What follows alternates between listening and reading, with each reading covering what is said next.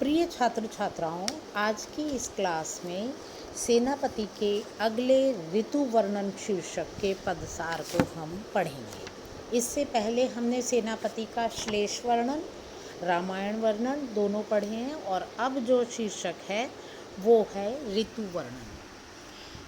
तो ऋतु वर्णन के अंतर्गत उन्होंने जितने भी पद लिए हैं उनमें विभिन्न ऋतुओं का वर्णन उन्होंने किया। तो इस ऋतु वर्णन शीर्षक में कई अनेक ऋतुओं का चित्रण उन्होंने किया है। तो मैं आज आपको उनके द्वारा लिए गए विभिन्न जो है ऋतुओं के चित्रण के पदों का सार पढ़ करके आपको सुनाऊंगी और उसके जो है अर्थ को भी समझाने की कोशिश करूँगी। तो आज का हमारा जो है पहला पद है ग्रीष्म ऋतु से संबंधित, जिसमें कवि ने ग्रीष्म ऋतु की भीषण गर्मी का चित्रण किया है। सूर्य के विकट रूप धारण करने, धरती और राहगीर एवं पंछी सभी इससे त्रस्त हैं आदि बातों का चित्रण किया है। दोपहर की भयंकर गर्मी ने नीरवता पैदा कर दी है। स्वयं गर्मी भी गर्मी की भीषणता से बचने के लिए किसी शांत व ठंडे स्थान पर छिपने को विवश है आदि बातों को उन्होंने प्रकट किया है।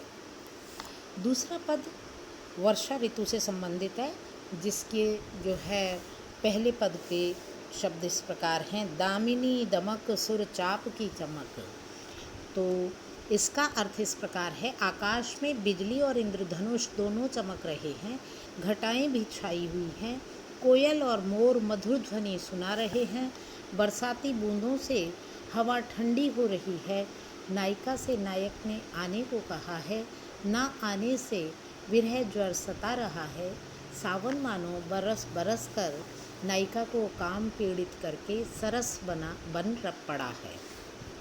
पद संख्या 3 के अंतर्गत शीत ऋतु का चित्रण किया गया है, जिसके जो है प्रथम पंक्ति है, पावस निकास ताते पायो अवकाश भयो। तो इस पद का अर्थ इस प्रकार है कि इस पद के अंतर्गत कवि ने वर्षा के बीतने पर चंद्रमा की शीतलता का आभास होने, आकाश के स्वच्छ व निर्मल होने, फूल खिलने, हंस प्रसन्न होने, धरती से धूल नष्ट होने, जरद के फूलों के खिलने और सभी को सुख देने वाली शीत ऋतु का बड़ा मनोहारी चित्रण किया है। इसके पश्चात शिशिर ऋतु का वर्णन करते हुए कवि ने लिखा, शिशिर में शशि को स्वरूप पावे सविता हूँ। तो शिशिर ऋतु में सूर्य व चंद्रमा की अनोखी छटा का वर्णन, रात की शीतलता का दिन में एहसास होने, चकोर के सूर्य को ताकने, ठंडक की सघनता से ठंडे सूर्य से चांद की अपेक्षा आदि कर खिलने की चाहत आदि जैसे भावों का बहुत ही सुंदर वर्णन किया है। अगला पद है वसंत ऋतु से लिया गया है, जिसके बोल हैं, बरन बरन तरु फूले उपवन बन, सोई चतुरंग संग दल लहियतु है। तो इस पद का अर्थ इस प्रकार है, वसंत का मानवीकरण कवि ने यहाँ पर प्रस्तुत करने का प्रयास किया है। तो वसंत के मानवीकरण युक्त वर्णन है। अनेक रंगों के वृक्ष व पेड़ पौधे वसंत आने पर फल फूल रहे हैं। लगता है वसंत ऋतु की चतुरंगिणी सेना के साथ ही वह पदार्पण कर रहा है। जैसे बंदीगण राजा की स्तुति करते हैं, वैसे ही वसंत रूपी राजा की स्तुति भंवरे, कोयल आदि कर रहे हैं। चारों तरफ नए फूलों की खुशबू अत्यंत सुगंधित हो गई है। शोभा के यह समाज वसंत राजा की अगवानी करते प्रतीत हो रहे हैं। तो ये था हमारे आज के लेक्चर का अंश।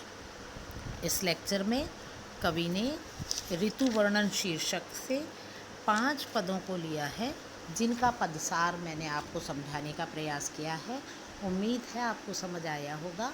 ना समझ आने पर या किसी भी तरह की कोई परेशानी होने पर मुझसे संपर्क सहज ही किया जा सकता है।